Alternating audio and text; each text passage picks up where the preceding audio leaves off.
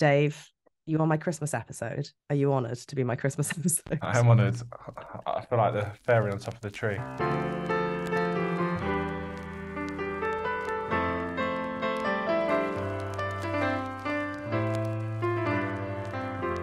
First of all, I would like to say I have wanted you to come on this show since day one, episode one, when I scribbled down a list of potential guests. I was like, I want to get Mumeni on. I am so in awe of what you're doing in the industry with Open Door. And I just think you're doing such a good thing. And it's clearly so needed because the results you're getting are incredible for the actors that you're working with. So before we even launch into the speech, can you explain a little bit about what Open Door is so people who don't know it know why I just think you're one of the best people ever?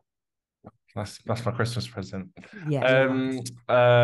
Open Door supports young people from low-income backgrounds who don't have the financial support or resources to apply for the UK's leading drama schools. So we pay for their travel, they get free auditions to the schools, they get one-on-one tutoring on their speeches, their sort of skill-based and creative workshops that take place bi-weekly. And that could be like movement and voice. They get a buddy each, someone who's perhaps from a similar background to them, who's gone through the drama school process.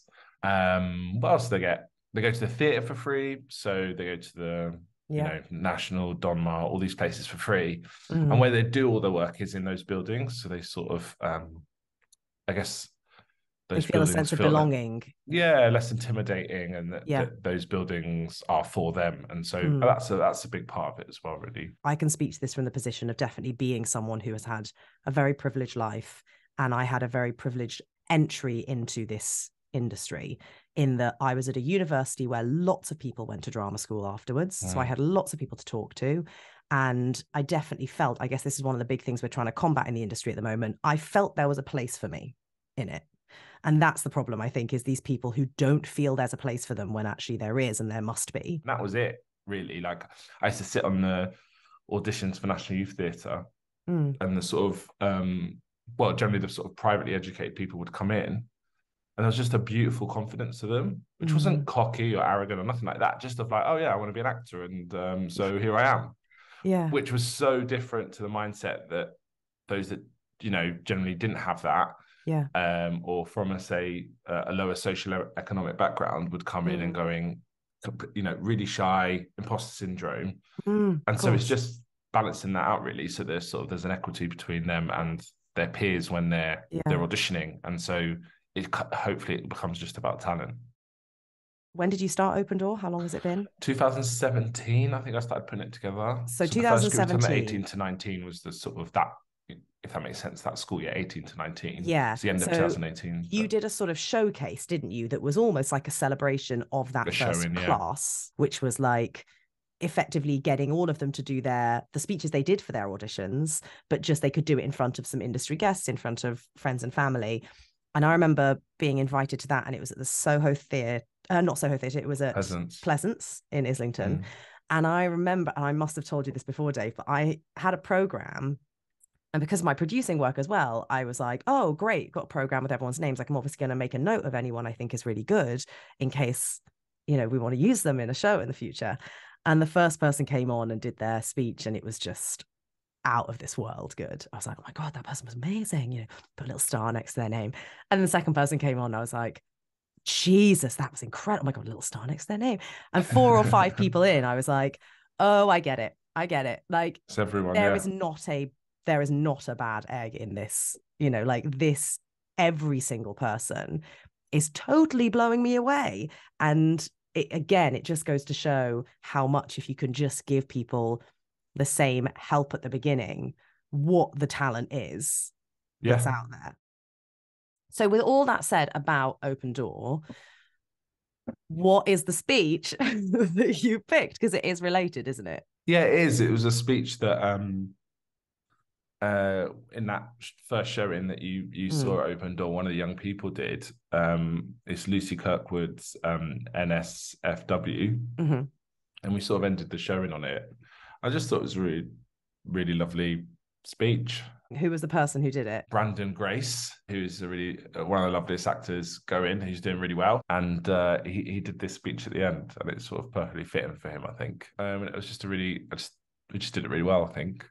But when you said, I need a speech, and I had limited time, I just thought, oh, maybe that one, because I always think of that one.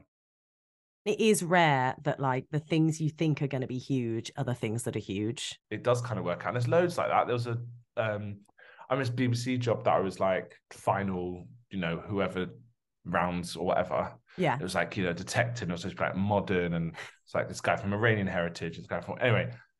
And I thought, God, whoever gets that, their career's gonna go.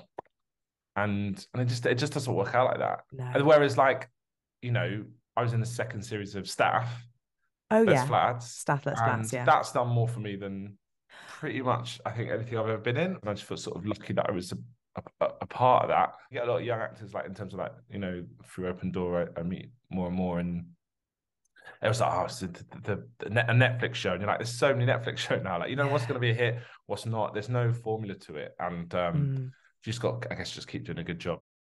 You've mentioned a couple of times in our chat that you were going for a job and you were excited to get it because it was someone of Iranian heritage. And in our, the conversations we've been having today, to what extent do you find a lot of the stuff you go up for that is marked in the character description? That's a character trait they want him to be from the Middle East. I mean, it's sort of interesting, and a lot of people from my heritage or mixed heritage of mine sort of feel this sometimes, that sort of overlooked sometimes in terms of the talk about diversity and representation, and I'd say for people from Middle Eastern and North African heritage, not that much has changed really. The only time generally you'll see people is when they're refugee or they're victims or perpetrators of sort of stuff, and so there hasn't really been a shift as much as I think there has been, but not as much as I think everyone would like. But for me, I guess I'm quite fortunate that I sort of have a career that's such a range of stuff that it isn't. So I will get a mix. I wouldn't say it's a majority that. I think I get excited when it is sometimes because I don't often get to play it, and especially when they're sort of second generation and London, or I was born and raised here. So you sort of gone back, back in the day, you might be like, oh, all I'm doing is playing these kind of parts. And although I never did, I just didn't work out that way. But I think as you get older, you're like, no, I do want quite like to embody that, and present that. I know it, and I think it's important in these times where we're like, invading countries, and I say, Muslims around the world are being persecuted all the time. Yeah. And countries are being invaded, and the more we can sort of humanize people from that region. I mean, that's what was amazing about I because of controversies, I didn't really watch the World Cup. It sort of put a bit of a tainted it a bit for me. But the story of the Moroccan team was really amazing because it, all we know of the Middle East is we don't see a lot of positive things. So something that's positive and human and as simple as football, and people just celebrating is pretty amazing. Often you'd get a lot of South Asian people playing Middle Eastern people because of the West's idea of what someone from that it looks like, when actually an Iranian from the north of Iran or Syria could have your complexion or mine. Yes. To Iranians, I look very Iranian. Another Middle Eastern will tell me I'm Iranian, but I think the English industry wouldn't necessarily say I looked Iranian. Does that make sense? And how absurd! Like, that's wild, hilarious. Yeah, it's really wild. But they would say a South Asian, someone from South Asia might. Pakistani, Bengali, Indian, Sri Lankan. Or I went up for a part in a pilot for a sitcom that then got made, and I was playing the husband of one of the leads, who was going to be a regular. When I did the audition, went well. They said, "I think it's going to go your way." Waiting for the offer. Then a couple of days later, it was like, "I think they want to bring you in again." Okay, cool. They're now still looking for other people, and it got worse and worse. And I think I was going on holiday or had another job, and I said, "Look, it's happening." The cast director just copy and pasted what had come from the commissioners, saying we want casting to look for someone who's more obviously BAME. It's the term they use, who's more obviously BAME. So what, do I bring a shisha pipe in and a magic carpet and a like? What do you come in a genie outfit, like, because of our ideas of what what someone from a non-white background looks like. Yeah. So that becomes quite frustrating. Why the cast director sent it on? Maybe agents could have shielded me from it. Maybe. But in a way, you're glad you saw it. I think they both felt, the agent and the casting probably felt, this is nothing to do with acting. This is a stupid idea from people who literally don't understand it. I guess in terms of what we've been talking about in the podcast is even more, Open Door, or the other things I was passionate about that, in these times we can sort of, I sound a bit wordy, don't I? But we can sort of come together and can do stuff when it feels like we can. It's got to be said, we can. What a lovely message to end a Christmas episode on. Merry Christmas. And a Merry Christmas and a Happy New Year.